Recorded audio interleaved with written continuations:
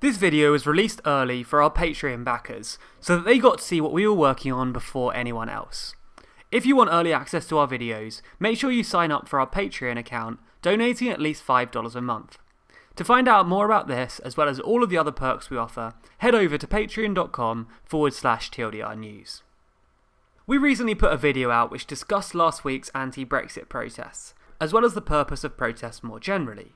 In that video, we talked about the biggest protests that have ever taken place in the UK. Making a list like that is actually really difficult. In fact, it's such a hard task that the UK police stopped measuring protest size to avoid being accused of being biased and under or over reporting the numbers. So how can you accurately measure this many people?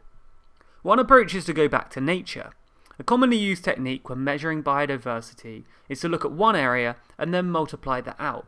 So if you counted how many people were within a set area, let's say 100 square meters, then you could multiply this figure out by the total area that the protest covered.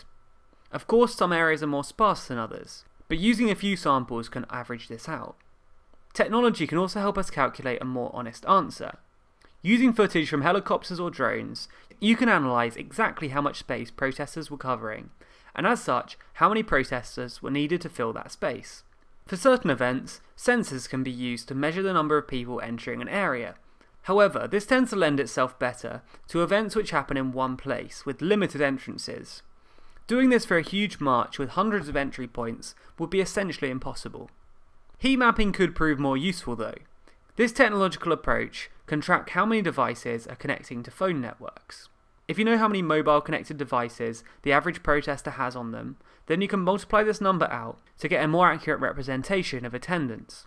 Unfortunately, there's no way of filtering out who's protesting and who's just nearby, and due to the sheer number of attendees, phone networks often really struggle. So it's not necessarily true that all devices are connected at one time. So how many people do experts think attended this anti-Brexit protest? Well, an article by Wired reports that protesters covered about 156,250 square meters of space, which when multiplied out by the number of people who could fill that space, you get a result of between 312,000 and 624,000. Not quite as high as the 1 million estimate that was floating around for a while, but when it comes to this many people, it's easy to see how confusion and debate arise. If you enjoyed this video, make sure to subscribe to our channel.